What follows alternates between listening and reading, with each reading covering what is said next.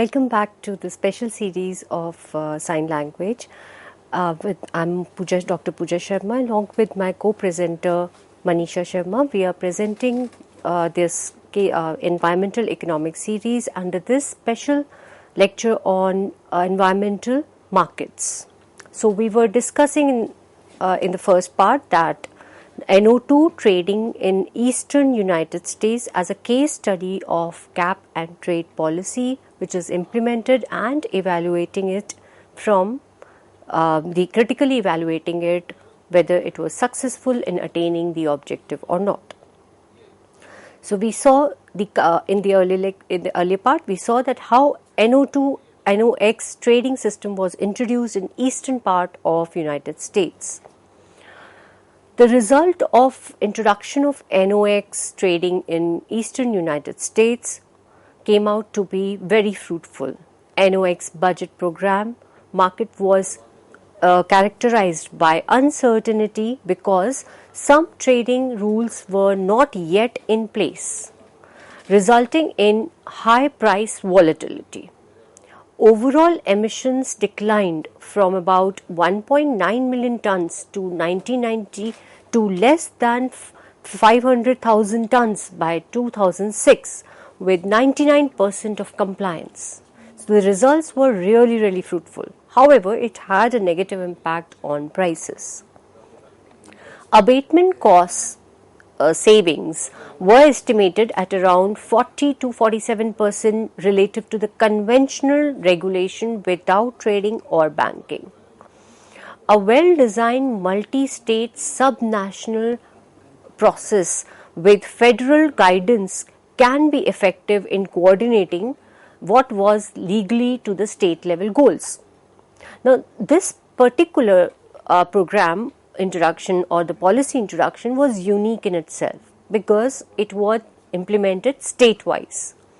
And if you see it had a learning experience for all the nations which have a federal structure and which have the state governments to implement policies. States can be given the flexibility to allocate fixed pools of allowances among in-state sources without necessarily compromising the environmental goals. Now, this was a breakthrough in the federal structure, and as far as India is concerned, it has a great remarkable learning experience which India can follow the framework and achieve its environmental goals. So program which was case study, which is a regional clean air incentives market in US.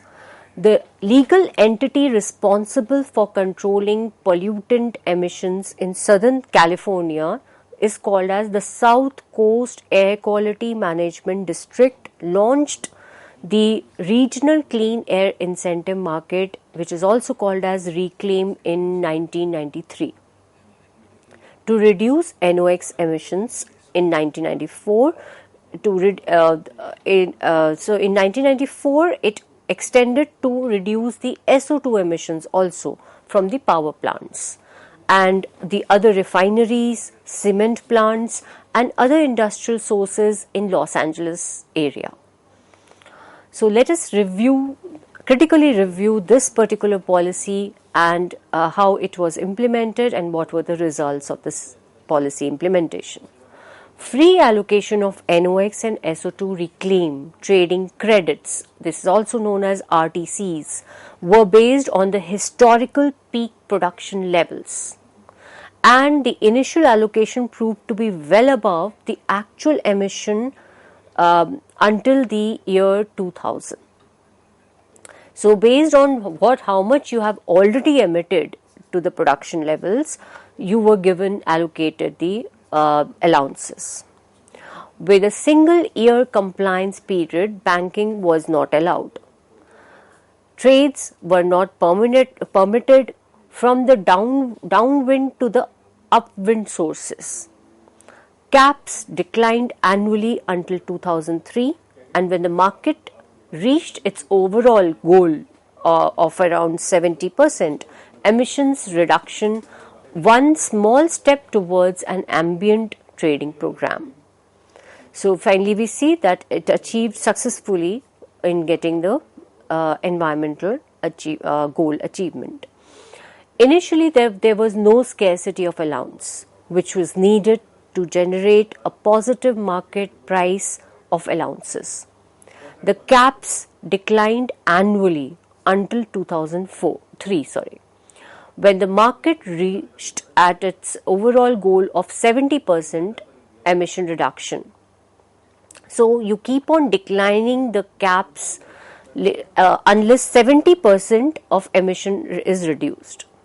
So the moment you find that your goals are being achieved, environmental emission goals are achieved by 70%, then you keep on declining the caps later on.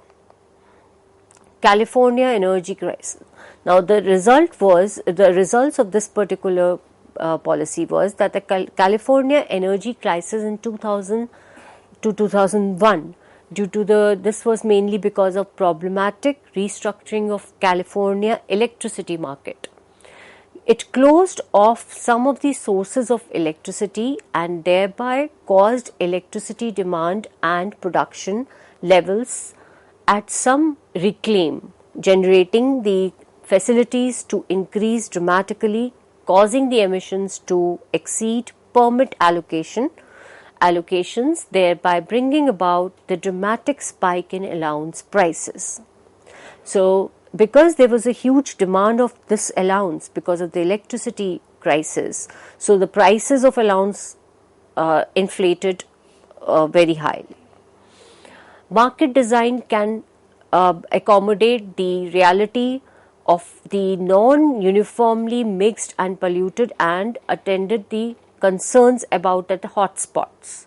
So we discussed earlier that there were no hotspots in the earlier cases, but in this particular regional clean air incentive market, there were hotspots created, mainly because there was an electricity crisis. Overall allocation of allowance means that there are no scarcity created and therefore the functioning of allowance of the market, therefore there is no functioning of allowance market. So when there is no scarcity, so the prices are stable and there is no problem. Provisions for emissions banking was another critical aspect of it, and other cost containment elements were also involved. They are crucial in order to allow the compliance at a reasonable cost. Now we move on to the fifth case study, that is the Regional Greenhouse Gas Initiative. 9 northeastern US states participate in the Regional Greenhouse Gas Initiative, also known as RGGI.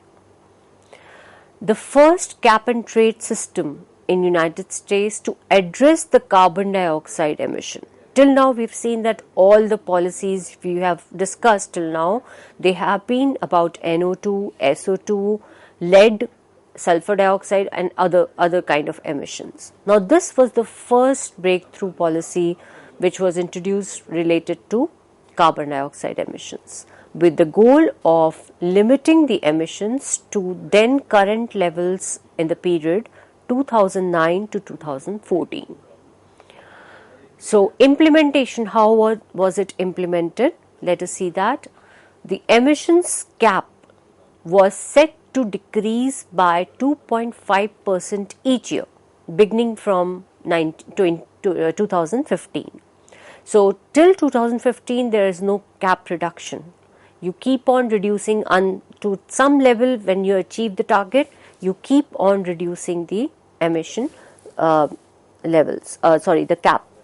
cap until it reached an ultimate level of 10% below the 2009 emissions in 2019. So the economic recession and drastic decline, 2008 there was a huge economic recessions which was experienced. So the economic recession, the drastic decline in natural gas prices related to the coal prices as a result of increased supply of unconventional natural gas brought about by the adoption of combination of horizontal drilling and hydraulic fractioning. So there was a new which was a clean gas, unconventional gas, which was discovered in US, and that happened around the time of recession only. So the program quickly ceased to be binding. It had to be binding. And the program requires participation of all the states to auction at least 25% of their allowances and to use the proceeds or the earnings from those allowances for energy efficiency, renewable energy and related improvements.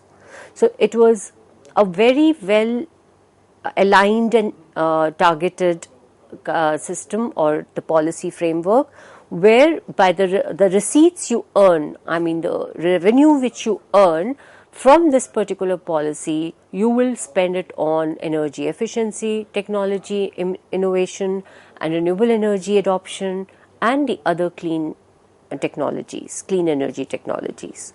A price ceiling is also created by cost containment reserve, from which the additional allowances are released for sale when the auction prices hit specified, escalating the prices, thereby expanding the cap. So this was again a very well planned and designed policy where all your expenses and your policy results are linked with the future policies. Price ceiling is created. Price ceiling is also created for the cost containment reserves, and slowly we see that the repercussions of the first policy getting implemented in the next level of policy. So the linkages are there from one policy switch over to the next policy. Any unsold allowances are permanently retired after 3 years, thereby providing an automatic mechanism for fighting the cap. The cap has to be tight since in the face of it, so that the chronic allowances surpluses are created. So one needs to take care of the capping system also, because it is not it is unproductive if you create a cap and you do not change that or evolve that cap. Then obviously the allowance market which is created, that becomes very redundant and unproductive. To make it more efficient, you need to have a tightening of the cap also. This combination provides a price collar, making the program a hybrid to some degree of a cap trade system and a carbon tax. So this another very important learning lesson from this particular policy, that a combination of cap and trade system along with the carbon tax. Carbon tax is a command and control tax. So this combination will be a breakthrough in achieving the environmental targets. Now, another result of this particular regional greenhouse gas initiative would be, due to the geographical limited scope of the system combined with the presence of the interconnected electricity market, emission leakages has been a significant concern. So this is one of the learning experience or the drawback, you can say, from this particular policy framework. When you have the integrated or interconnected electricity market, which we would see in most of the developing countries also, so in that case it becomes little problematic to implement such a policy. Cap and trade system that auctions its allowances can generate substantial revenue to the government, whether or not the system has direct effects on emissions or not. So basically, allowances market which is created, it gives lot of revenue to the government, and that revenue, if it is earmarked or if it is passed on or transformed to the next level of innovative policies like renewable energy adoption, then energy efficiency, then it makes sense and it adds value to the whole package of policies towards the climate change or towards the achieving the targets, environmental targets. The leakage problem is potentially severe for any state or the regional program. So this is particularly the case for a power sector program because of the interconnectedness of the electricity markets. So that is why the state-wise it becomes difficult to implement, because the market is interconnected and one cannot understand the source from where it is coming, because in the grid they are interconnected. So a downstream carbon dioxide emission or sectoral program will inevitably be the limited scope in comparison to the upstream system that regulates the carbon content of the fossil fuels as they enter the economy. So a changing economy can render a cap on binding or drive prices to excessive levels. Hence, there is an important role of price collars, which is presented in this case. The next program, or you can say the next policy which is under review, which we have taken as a case study, is California's AB32 cap and trade system. In 2005, California enacted Assembly Bill 32 AB, which is called as AB 32, the Global Warming Solution Act, which is an ambitious mandate to cut the state and greenhouse gas GHG emissions to either 1990 level by the year 2020. So this was implemented in 2006. A policy mix of energy efficiency, which is EE standards for the vehicles, building and appliances, renewable energy portfolio standards for electricity producers, a low carbon fuel standards that required the refineries to reduce the carbon control of motor vehicles, fuels, and cap and trade system. So all this was introduced at a time as a policy mix. It was a huge policy implementation, and implementation of this particular cap and trade, it involves large scale manufacturers and was expanded to include fuels in 2015, thereby covering 85% of states' emissions. The cap declined annually again until 1990 emissions levels, and achieved that to be achieved in 2020.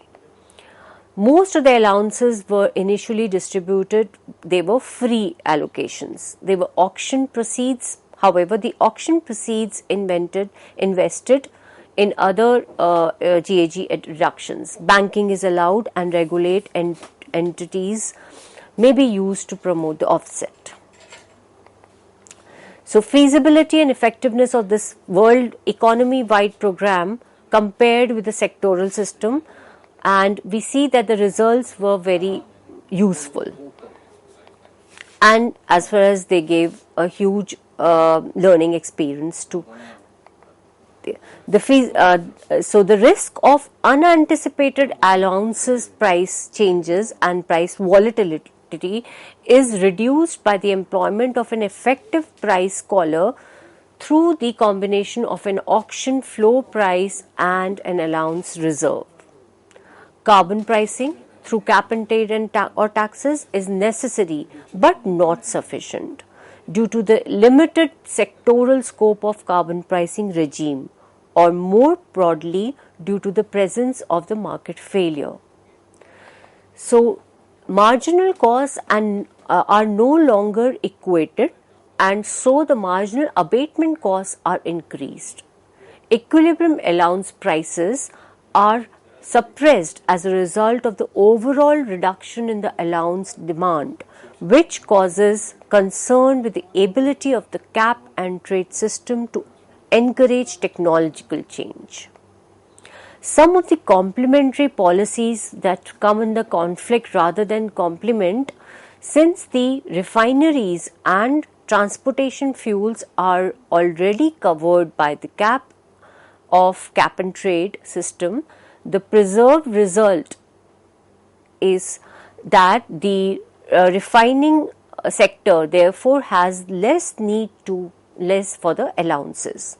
Complementary policies left so little scope for the response to the changes in the allowances prices that the prices are very likely to be determined by the administrative price floor or ceiling. So, this was the outcome of the AB 32 cap and trade system, which was again a learning outcome for all the nations across. The 2 lectures of this particular series on environmental market have been taken from the book, which is by Stabbins 2017, The Design of Environmental Markets, What Have we learned from the experiences with cap and trade. So, all these examples have been taken from this particular book, and in conclusion one can easily wind up saying that cap and trade has long since provided to the environmental effective and environmentally cost effective led phase down of SO2 allowance trading. It is clear from the basic economic theory and is now validated by the experience of all the case studies presented that it is robust market requires a cap, and that is significant, that should be significantly below BAU, that is business as usual emissions of SO2 allowance trading and reclaim. So, this was all about the case studies which we have covered today. The one of the case study which we will continue in future, which will be on the ETS, European ETS system, European emission trading system, in the next series. So, thank you so much for having your patience. Thank you.